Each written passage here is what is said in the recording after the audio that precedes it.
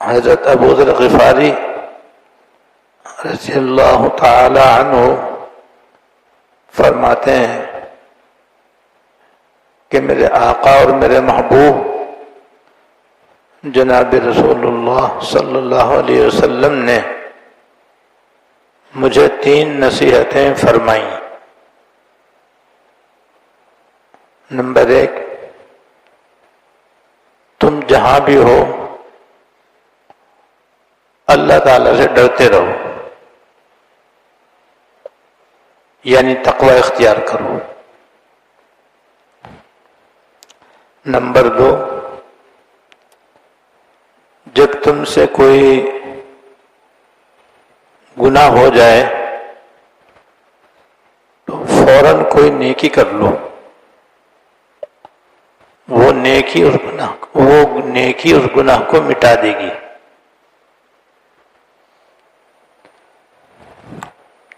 تیسرے، اچھے اخلاق اختیار کرو، اچھے اخلاق اختیار کرو، کیونکہ آخرت میں میزان عمل کے اندر سب سے زیادہ بھاری جو عمل ہوگا وہ اچھے اخلاق ہوں گے۔ اچھے اخلاق آخرت میں اس پلڑے میں جس میں نیکیاں تولی جائیں گی سب سے زیادہ بھاری اور وزنی ہوں گے۔ یہ ہے وہ حدیث۔ تو اس حدیث میں 3 باتیں حضور نے بیان فرمائی ہیں، تینوں انتہائی اہم اور ضروری ہیں۔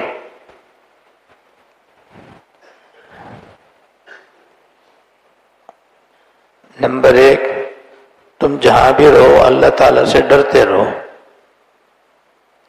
نمبر 2، جب کوئی گناہ ہو جائے فوراً نیکی کر لو، وہ نیکی اس گناہ کو مٹا دے گی۔ تیسرے، اچھے اخلاق اختیار کرو۔ پچھلے جمعے میں نے تقوی کے معنی بتلائے تھے، اور وہ معنی بتلائے تھے کہ لفظی طور پر تو تقوی کے معنی ڈرنے اور بچنے کے آتے ہیں، ڈرنے کو اور بچنے کو تقوی کہتے ہیں۔ اور شریعت میں اللہ تعالیٰ کی عظمت، اللہ تعالیٰ کی بڑائی، اللہ جل شانہ کی بزرگی کے پیش نظر ہر مسلمان وہ جہاں بھی ہو اللہ تعالیٰ کی ناراضگی سے ڈرتا رہے اور اس کی نافرمانی سے بچتا رہے، اسے تقوی کہتے ہیں۔ جہاں کا مطلب یہ ہے کہ چاہے گھر میں ہو، چاہے گھر سے باہر ہو، دکان پہ ہو، کارخانے میں ہو، فیکٹری میں ہو، دوستوں میں ہو، جہاں بھی ہو، خاص طور سے تنہائی میں، جب وہاں کوئی دوسرا انسان نہ ہو تو انسان کا نفس اور شیطان وہاں بہت سے گناہ کرواتا ہے۔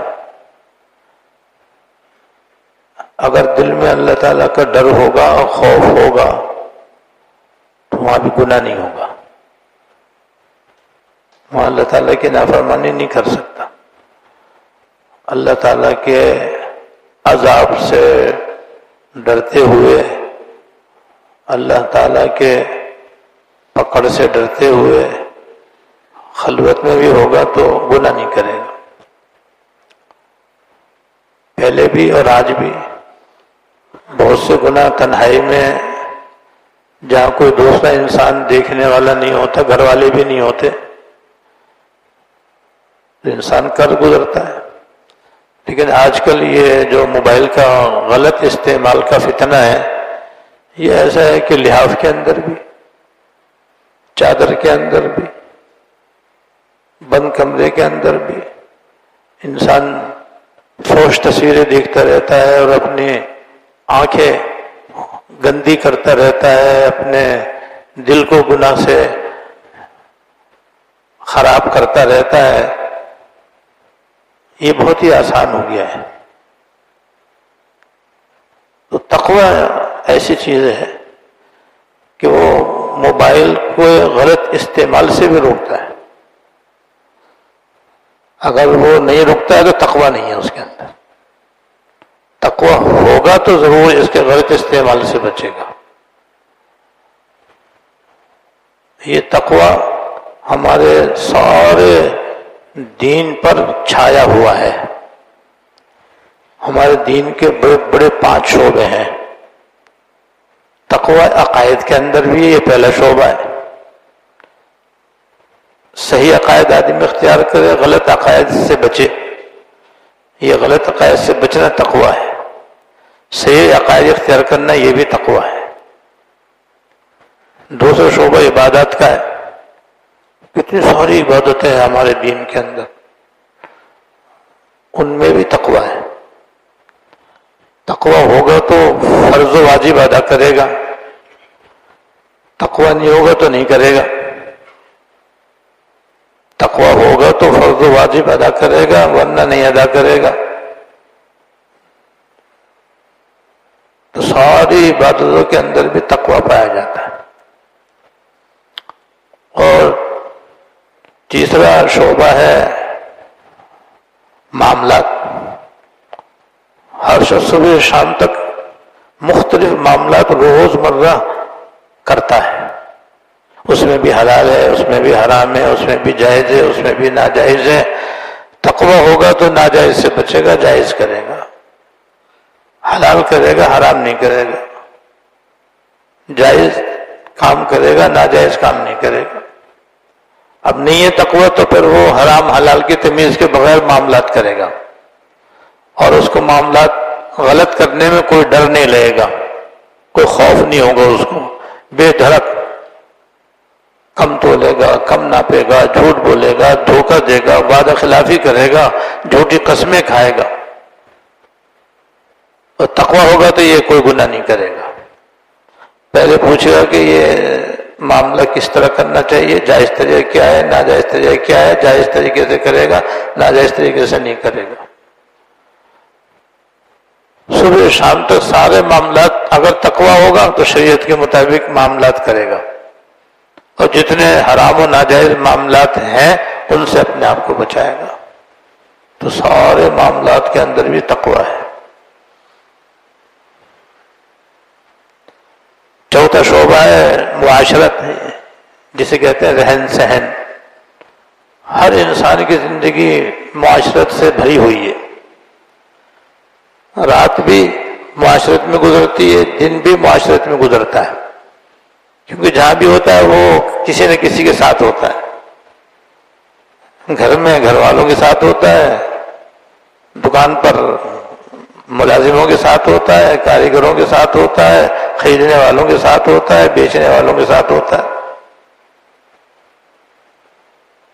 تو انسان معاشرت سے خالی نہیں ہے، معاشرت میں پیدا ہوتا ہے، معاشرت میں اس کا انتقال ہوتا ہے۔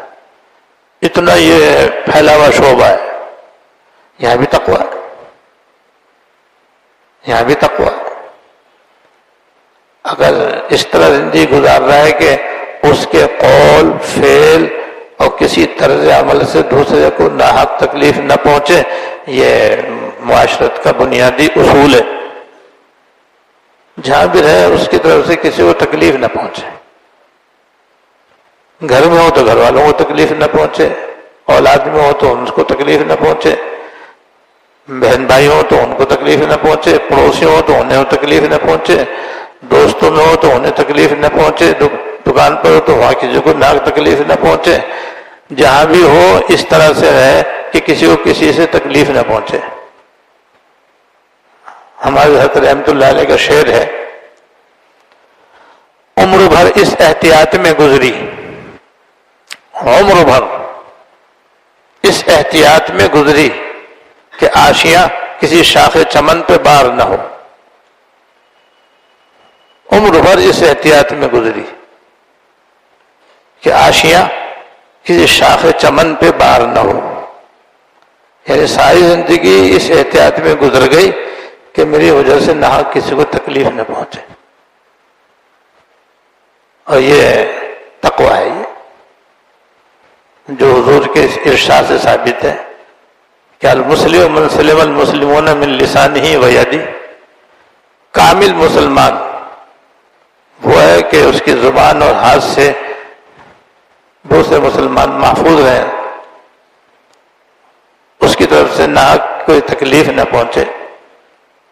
تو سارا معاشرہ تقوی سے بھرا ہوا ہے. تقوی ہے تو پھر اس کی معاشرت بھی شریعت کے مطابق ہے اور راحت بخش ہے. راحت بخش ہے. دوسروں کو اس سے مل کر، اس کے پاس بیٹھ کر، اس سے باتیں کر کے راحت محسوس ہوتی ہے. اور تقویٰ نہیں ہے تو پھر وہ بھیڑیا ہے، پھر وہ ظالم ہے. اس کے قول سے بھی تکلیف ہو رہی ہے، اس کے فعل سے بھی تکلیف ہو رہی ہے، اس کے طرز عمل سے بھی تکلیف ہو رہی ہے، اس کے انداز گفتگو سے بھی تکلیف ہو رہی ہے. ہمارے حضرت رحمۃ اللہ علیہ فرمایا کرتے تھے کہ بعض لوگ جب باتیں کرتے ہیں نا تو ان کی باتوں میں ڈنک ہوتے ہیں، جیسے بچھو کا ڈنک ہوتا ہے نا، سانپ کے اندر ڈنک ہوتا ہے. جب وہ کسی کو ڈس لیتا ہے تو کتنی تکلیف ہوتی ہے. ایسی بعض لوگوں کا گفتگو کا انداز ایسا ہوتا ہے کہ اس میں طنز، طعن و تشنیع، دوسروں کے اوپر کیچڑ اچھالنا، تحقیر کرنا، ان کو حقیر سمجھنا، حقیرانہ برتاؤ کرنا، ان کو اہمیت نہ دینا، ان کو تکلیف دینا، یہ ہیں ڈنک. زبان کے ڈنک یہ ہیں. تو جن کی معاشرت خراب ہوتی ہے اس میں یہ باتیں پائی جاتی ہیں.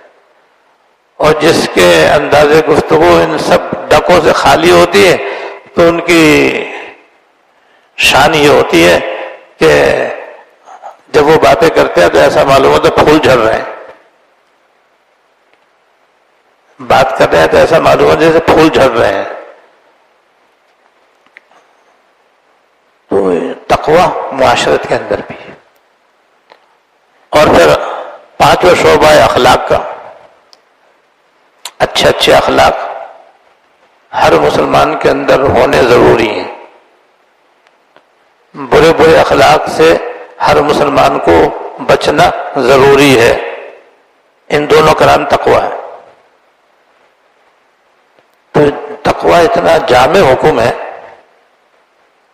اور یہ ایسی زبردست نصیحت ہے کہ اگر ہمارے اندر تقویٰ پیدا ہو جائے تو ہمارے پانچ شعبے صحیح ہو جائیں. عقائد تو اللہ کا شکر ہے ہمارے صحیح ہیں، مگر عقائد کے مطابق عمل ہمارا بہت ناقص ہے. اس اعتبار سے تقویٰ اپنانے کی ضرورت ہے. عبادات تو ہم کرتے ہیں لیکن شریعت کے مطابق، سنت کے مطابق ہم صحیح عبادت کرتے نہیں کرتے، اس میں پاس ہونے والے مسلمان مرد و عورت بہت کم ہیں. معاملات و معاشرت میں نے بتائی دی. حسن اخلاق بھی شاذ و نادر کسی کے اندر ہوتے ہیں. حسن اخلاق پر آپ کتنے بیانات سن چکے ہیں، سنتے بھی رہتے ہیں، لیکن لاکھوں میں کوئی اچھے اخلاق والا ہوتا ہے، ورنہ بیشتر بد اخلاق ہوتے ہیں. تھوڑی دیر کے لیے تکلف کر کے، تھوڑی دیر کے لیے تکلف کر کے مسکرا کر ملنے کا نام خوش اخلاقی نہیں ہے.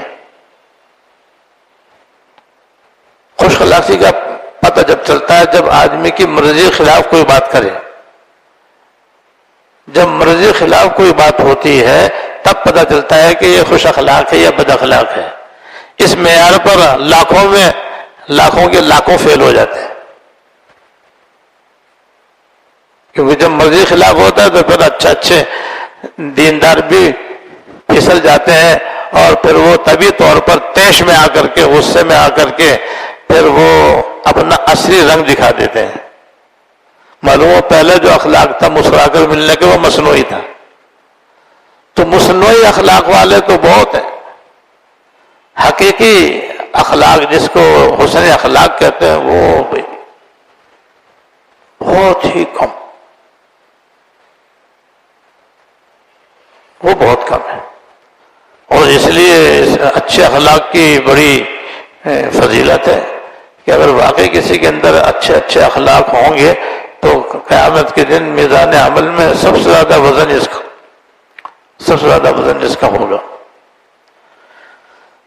تو بھائی تقویٰ جو ہے یہ بڑا جامع حکم ہے اور بہت ہی جامع نصیحت ہے۔ بس یہ اگر ہمارا صحیح ہو جائے اور اللہ تعالیٰ ہمیں صحیح تقویٰ عطا فرما دے تو بس ہمارے ظاہر کی بھی اصلاح ہو جائے، ہمارے باطن کی بھی اصلاح ہو جائے، ہماری زندگی واقعی سدھر جائے۔ اب بس میں ایک دو فضیلتیں جو ان آیات میں اللہ پاک نے بیان فرمائی ہیں، جو میں نے ابھی خطبے کے بعد پڑھی تھی، ان کو میں مختصراً بتلاتا ہوں۔ تقویٰ اتنی اونچی چیز ہے کہ خود اللہ تعالیٰ نے قرآن شریف میں اس کی فضیلت بیان فرمائی ہے، یہی اس کی فضیلت کے لیے کافی ہے۔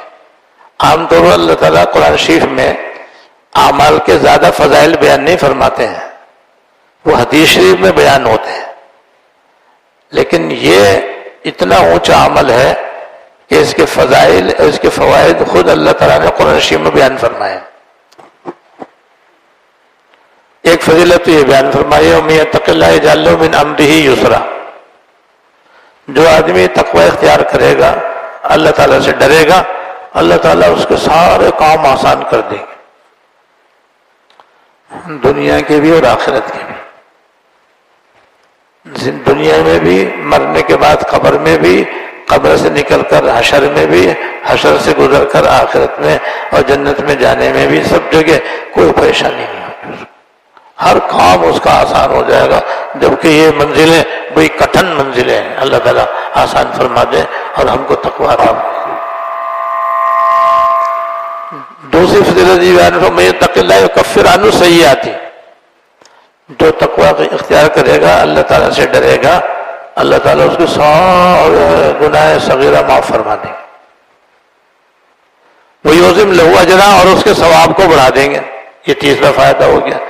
اس میں آخرت کے مسئلے کا حل ہے۔ آخرت میں وہی شخص کامیاب ہوگا جس کے گناہ معاف ہوں گے اور اجر و ثواب زیادہ ہوگا، کیونکہ جب تولا جائے گا تو نیکی بدی کو تولا جائے گا، ترازو جس میں نیکی تولی جائیں گی وہ بھاری اور گناہوں کا پلڑا ہلکا، بس اس کی بخشش ہو جائے گی، اس جنت میں چلا جائے گا۔ تقوی اختیار کرنے سے یہ فضیلت بھی حاصل ہو جائے گی، یہ فائدہ بھی حاصل ہو جائے گا۔ تفصیل تو میں بعد میں بتاؤں گا، لیکن فی الحال اتنا سمجھ لیں کہ اس میں اللہ پاک نے تقوی کی بدولت آخرت کا سب سے بڑا مسئلہ حل فرمایا ہے کہ تم تقوی اختیار کر لو، تمہارا آخرت کا مسئلہ حل ہے، بس بے فکر ہو جاؤ آخرت کی طرف سے۔ اور یہ فرمایا وَمَن یتق اللہ یجعل لہ مخرجا، جو اللہ تعالیٰ سے ڈرے گا ہر مشکل میں اللہ تعالیٰ اس کو راہ نجات عطا فرما دیں گے۔ اس میں دنیا کی مشکلات کا بھی حل ہے، آخرت کی مشکلات کا بھی حل ہے۔ کہیں بھی کوئی رکاوٹ پیدا ہوگی اللہ تعالیٰ اس کے لیے عافیت کا راستہ نکال دے گا، بس تم متقی بن جاؤ اور تقوی اختیار کر لو۔ اور وَيَرْزُقْهُ مِنْ حَيْثُ لَا يَحْتَسِبُ، پانچواں فائدہ یہ بیان فرمایا کہ اس کو ایسی جگہ سے روزی دیں گے جہاں سے اس کو وہم و گمان بھی نہ ہوگا۔ یہ دنیا کا مسئلہ حل اور آخرت کا مسئلہ حل، یعنی دنیا میں بھی اس کے روزی کا اللہ تعالیٰ ایسا انتظام فرمائیں گے کہ اس کو وہم و گمان بھی نہیں ہوگا، کوئی پریشانی نہیں ہوگی۔ معاشی مسئلہ اللہ پاک نے اس میں حل فرما دیا، تقوی اختیار کر لو، تمہیں روزی اللہ تعالیٰ اپنے خزانہ غیب سے عطا فرمائیں گے، اور ایسی ایسی جگہ سے تمہیں روزی ملے گی کہ تمہارا وہاں خیال و گمان بھی نہ ہوگا۔ ایسی آخرت میں بھی ہوگا کہ ایسی ایسی نعمتیں اللہ تعالیٰ عطا فرمائیں گے جس کا وہم و گمان بھی نہ ہوگا۔ یہ پانچ بڑے بڑے فائدے ان تین آیات میں اللہ تعالیٰ نے بیان فرمائے ہیں ایک ہی صورت میں۔ اللہ تعالیٰ ہمیں تقوی اختیار کرنے کی توفیق عطا فرمائے۔ تقوی اہل تقوی کی صحبت سے آتا ہے۔ علم تقوی کتابوں سے آتا ہے، تقوی اہل تقوی کے صحبت سے آتا ہے، بغیر اس کے نہیں آتا، بشرطے کہ طلب کرنے والا مخلص ہو اور محنتی ہو، اخلاص بھی ہو اور محنت بھی کرے، اور پھر اللہ والے سے اخلاص سے تعلق کر کے اس سے رہنمائی لے، اس کے رہنمائی پہ عمل کرے۔ یہ ہے طریقہ، خالی ایسے بیٹھنا نہیں ہے اور ملنا جلنا نہیں ہے، اگرچہ وہ بھی فائدے سے خالی نہیں ہے۔ اللہ تعالیٰ مجھے بھی اور آپ کو بھی تقوی حاصل کرنے کی توفیق عطا فرمائے اور تقوی کی نصیحت اپنانے کی توفیق عطا فرمائے۔ وآخر دعوانا الحمدللہ رب العالمین۔ باقی آئندہ انشاءاللہ۔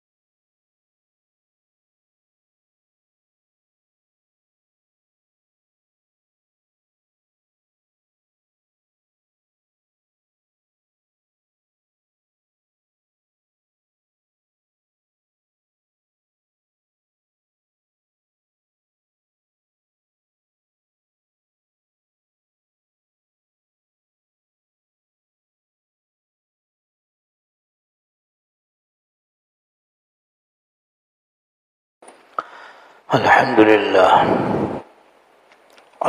لله نحمده ونستعينه ونستغفره ونؤمن به ونتوكل عليه ونعوذ بالله من شرور أنفسنا ومن سيئات أعمالنا من يهده الله فلا مضل له ومن يضلله فلا هادي له وأشهد أن لا إله إلا الله وحده لا شريك له وأشهد أن سيدنا ونبينا ومولانا محمدا عبده ورسوله صلى الله تعالى عليه وعلى آله وأصحابه وبارك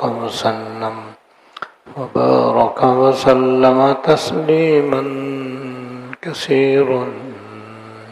كثيرا أما بعد فأعوذ بالله من الشيطان الرجيم بسم الله الرحمن الرحيم ومن يتق الله يجعل له مخرجا ويرزقه من حيث لا يحتسب ومن يتوكل على الله فهو حسبه إن الله بالغ أمره قد جعل الله لكل شيء قدرا وقال تعالى ومن يتق الله يجعل له من أمره يسرا وقال تعالى ومن يتق الله يكفر عنه سيئاته ويعظم له أجرا صدق اللہ العظیم۔ میرے قابل احترام بزرگوں اور عزیزوں، گزشتہ جمعے آپ کی خدمت میں حضرت ابو ذر غفاری رضی اللہ تعالیٰ عنہ کی ایک حدیث شریف کا خلاصہ بیان کیا تھا، جس میں حضور صلی اللہ علیہ وسلم نے ان کو